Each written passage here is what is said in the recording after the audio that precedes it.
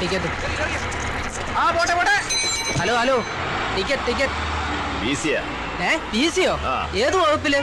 ഓഹോ, ഡ്യൂട്ടിയിലിരിക്കുന്ന അനന്തം പോലീസിനോട് വകുപ്പ് ചോദിക്കാൻ മാത്രം ആളായോ താൻ?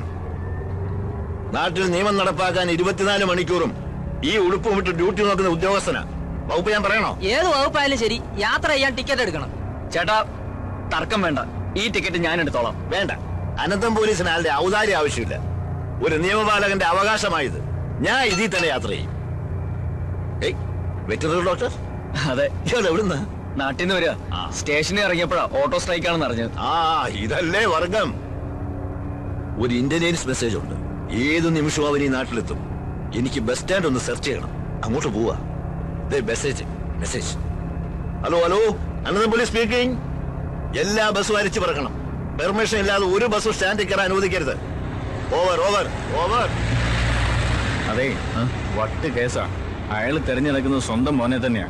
അവൻ ജയിലിൽ നിന്ന് നാട്ടിലെത്തി കഴിഞ്ഞു. ആരാ? ഹരീന്ദ്രൻ. ഞാൻ എത്തിക്കൊണ്ടിരിക്കുകയാണ്. സുഹൃത്തുക്കളെ, വിദേശ ബീജത്തെ ഒറ്റപ്പെടുത്താൻ ഒരു കൈ സഹായിക്കുക, നാടിൽ കൊണ്ട് നാട് നന്നാക്കാൻ ഒരു കൈ സഹായിക്കുക എന്നീ മുദ്രാവാക്യങ്ങളുമായിട്ട് ഒച്ചിറ വേലി കഴിക്കുന്ന മൊബൈൽ നിരാഹാര സമരം പുതിയ വഴിത്തിരിവിലേക്ക്.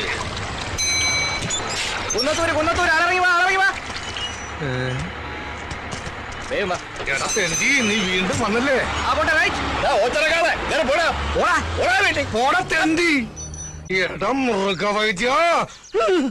ഇപ്പൊ ഞാൻ പിടിച്ചിരിക്കുന്നത് അങ്ങ് കേന്ദ്രത്തില. ഒന്നുകിൽ നിനക്കൊരു ട്രാൻസ്ഫർ, അല്ലെങ്കിൽ നിന്റെ വീട്ടുകാർക്കൊരു ബോംബ് പൊട്ടിയ ഡെഡ് ബോഡി. ഏത് വേണമെന്ന് നിനക്ക് ഇപ്പൊ തീരുമാനിക്കാം.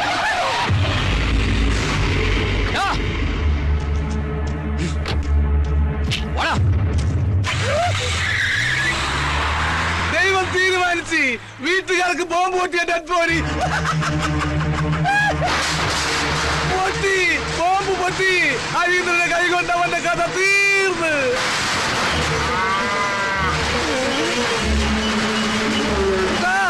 കുട്ടാ ഓടല്ലേ.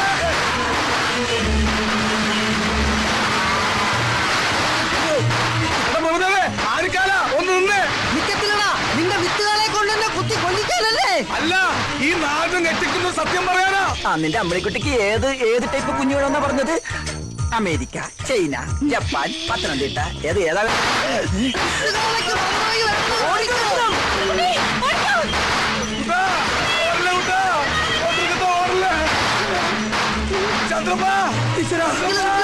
എന്നെ കൂടെ കൊണ്ടുപോ. നീ ഓടി ഒന്ന്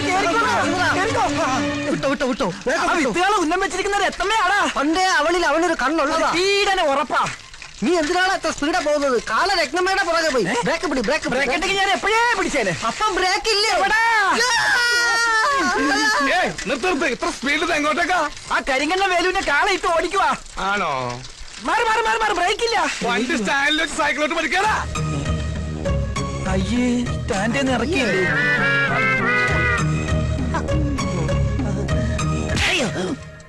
ഇത് നിന്റെ ഡോക്ടർക്ക് കരുതി വെച്ചിരുന്നതാ. അവനത് വാങ്ങാനുള്ള യോഗം ഉണ്ടായിരുന്നില്ല. ആ ഹരീന്ദ്രന്റെ കൈ കൊണ്ടവൻ ചത്ത്. ഇതെന്തിനാ? ഇത് നിനക്കുള്ളതാ.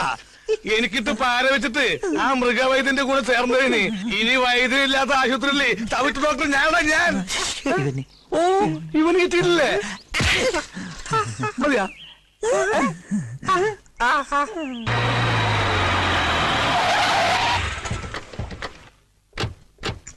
ഇത് ഗൗതം. ഇവനാണ് എന്നെ രക്ഷിച്ചത്. ഇവിടുത്തെ വെറ്റിനറി ഡോക്ടറാ. അറിയാം. ആള് നമ്മുടെ അനുഭാവിയാ. ഇടം മിടുക്ക. അതെന്താ താൻ അന്നേ പറയാതിരുന്നത്? ബ്രഹ്മാവിന്റെ ആയുസ ഹരീന്ദ്രന്. അതുകൊണ്ടല്ലേ അന്യനാടായിട്ടും ശത്രുക്കളിൽ നിന്ന് രക്ഷ നേടാൻ നമ്മുടെ ഒരാള് തന്നെ തുണയായിട്ട് അവിടെ എത്തിയത്. ഞാൻ എന്ത് സഹായമാ ഇതിന് പ്രതിഫലമായിട്ട് നിനക്ക് ചെയ്യേണ്ടത്? ഇവിടുന്ന് ട്രിവാൻഡ്രത്തേക്ക് ഒരു ട്രാൻസ്ഫർ പറഞ്ഞോളൂ. ചെറിയ പ്ലീസ്. പകരം ചെയ്യേണ്ടവൻ ഞാനല്ലേ. തൽക്കാലം കുറച്ചുനാൾ ഇവൻ ഇവിടെ നിൽക്കട്ടെ, എന്റെ ഫ്രണ്ടായിട്ട്. എപ്പോ ട്രാൻസ്ഫർ ആണോന്ന് ഹരീന്ദ്രൻ തീരുമാനിക്കും. വാടാ.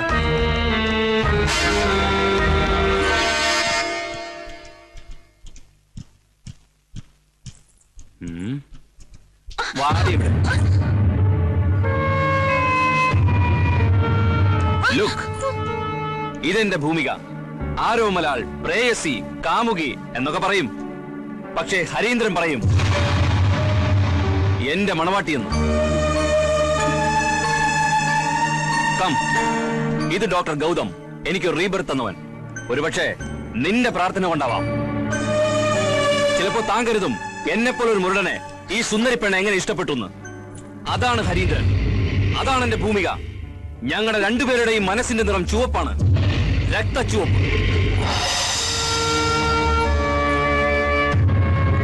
നമ്മുടെ പ്രസ്ഥാനത്തിന് വേണ്ടി, വ്യക്തിപരമായി പറഞ്ഞാൽ ഈ തറവാടിന് വേണ്ടി, എനിക്ക് വേണ്ടി എല്ലാം ഉപേക്ഷിച്ച് സജീവമായി എന്തിനുമേതിനും മുന്നേറി നിൽക്കുന്ന നമ്മുടെ ഈ ഹരീന്ദ്രന് ഈ കുടുംബത്തിന്റെ എല്ലാമായി എന്റെ ജ്യേഷ്ഠന്റെ മകൾ ഭൂമിയെ വിവാഹം ചെയ്തു കൊടുക്കാൻ നിശ്ചയിച്ചിരിക്കുന്ന വിവരം നിങ്ങൾക്ക് അറിയാവുന്നതാണല്ലോ. ചേട്ടന്റെ രക്തസാക്ഷി ദിനത്തിന്റെ അന്ന് നമ്മുടെ മുതിർന്ന നേതാവ് നമ്പ്യാർ സാറിന്റെ സാന്നിധ്യത്തിൽ രണ്ടുപേരുടെയും വിവാഹം നടക്കുന്നതാണ്.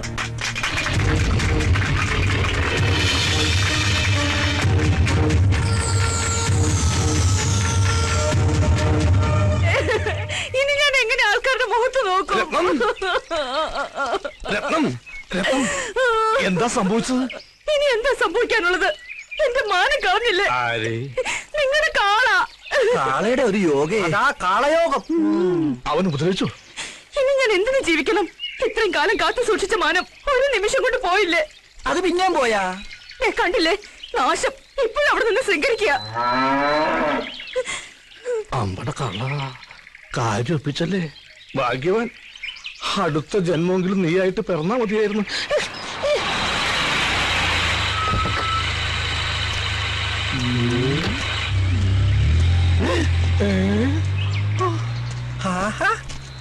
നീ ചത്തില്ല അല്ലേ? സാറ് ചാവാത്ത സ്ഥിതിക്ക് നമ്മൾ അതും കൊണ്ട് നടക്കണോ? അവൻ കൊടുത്തേക്ക്. എന്താ നേരത്തെ നീ എനിക്ക് തന്നില്ലേ? അതാ എന്താണ് ഇവന് കൊടുത്തതാ. ഇവ പണ്ടേ ഇങ്ങനെ വാങ്ങിച്ചാ തിരിച്ചു കൊടുക്കത്തില്ല. വൃത്തികെട്ടവൻ. എന്താ ഇത്? ഞാനിപ്പൊ തിരിച്ചു കൊടുത്തു തുടങ്ങി. അവൻ ഇത്ര പെട്ടതും നന്നായ. രക്തസാക്ഷി ദിനത്തിന് 2 ആഴ്ച പോലും ബാക്കിയില്ല. കലാകായിക മത്സരങ്ങളിൽ നമ്മുടെ എല്ലാ ക്ലബ്ബുകാരെയും സജീവമായി പങ്കെടുപ്പിച്ചിരിക്കണം. അതിനുള്ള പ്രവർത്തനങ്ങൾ ഞങ്ങൾ ഇപ്പോഴേ തുടങ്ങി കഴിഞ്ഞു. എല്ലാ വർഷത്തെയും പോലെ അല്ല, അറിയാലോ.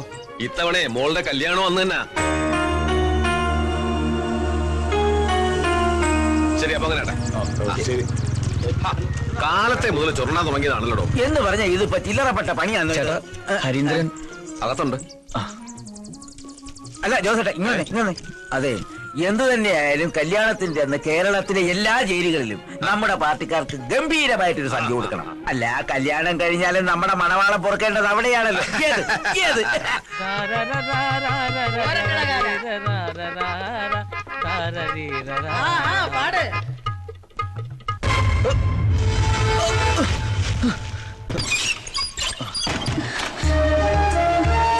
എല്ലാം അറിഞ്ഞല്ലോ. അറിഞ്ഞു. നിന്നെ കാണാൻ തന്നെയാണ് ഞാൻ വന്നത്. എനിക്ക് വേണ്ടി മരിക്കാനല്ലാതെ ഈ നാട്ടിൽ നിങ്ങൾക്ക് ജീവിക്കാൻ പറ്റില്ല. എന്നിൽ നിനക്ക് വിശ്വാസമുണ്ടോ? എന്നേക്കാൾ. എങ്കിൽ ഞാൻ പറയുന്നത് നീ കേൾക്കണം. എടുത്തുചാട്ടമല്ല, ആത്മനിയന്ത്രണമാണ് ഇപ്പൊ നമുക്ക് ആവശ്യം. വിവാഹത്തിന് ഇനിയും ദിവസമുണ്ടല്ലോ. എന്തെങ്കിലും ഒരു മാർഗം ദൈവം നമുക്ക് തുറന്നു തരും. അതുവരെ നമ്മൾ തമ്മിൽ ഒരടുപ്പവും പാടില്ല. അറിയാലോ, മഷിയിട്ട് നോക്കുന്ന പരിവാരങ്ങളാ ചുറ്റും. വാക്കുകൊണ്ടല്ല, വാളുകൊണ്ടേ അവർക്ക് സംസാരിക്കാൻ അറിയൂ. അതുകൊണ്ട് ഒരു സംശയത്തിനും നമ്മൾ ഇടവരുത്തരുത്. നോക്ക്, ഒന്നും സംഭവിക്കാത്ത മട്ടിൽ വളരെ സന്തോഷത്തോടെ വേണം ഇനി നിന്നെ കാണാൻ. അയ്യോ അച്ഛമ്മ,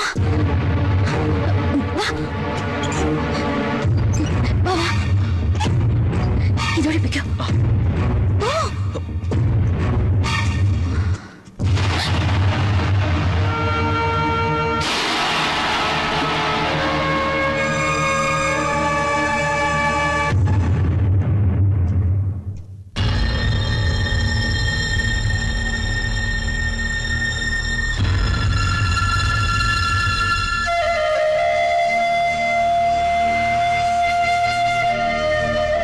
മരണം പോലും ഇവിടെ ഒരു ആഘോഷമാ. ഒരിക്കലും എന്റെ മോൾക്ക് ഈ അമ്മയുടെ ഗതി ഉണ്ടാവരുത്. നീ എടുത്ത തീരുമാനം ശരിയാ. ജീവിതകാലം മുഴുവൻ നെഞ്ചിൽ തേയും പേര് ജീവിക്കുന്നതിലും ഭേദം മനസ്സാൽ ഇഷ്ടപ്പെട്ടവന്റെ കൂടെ പൊറുക്കുന്നതാ.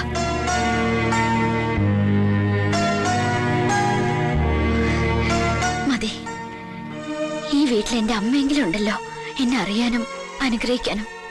എനിക്കത് മാത്രം മതി. വിപ്ലവത്തിൽ തന്റെ അത്രയും അറിവും അനുഭവം ഇല്ലെങ്കിലും താൻ വിശ്വസിക്കുന്ന അതേ പ്രസ്ഥാനത്തെ നെഞ്ചിൽ കൊണ്ടു നടക്കുന്നവൻ തന്നെയാ ഈ ഞാനും.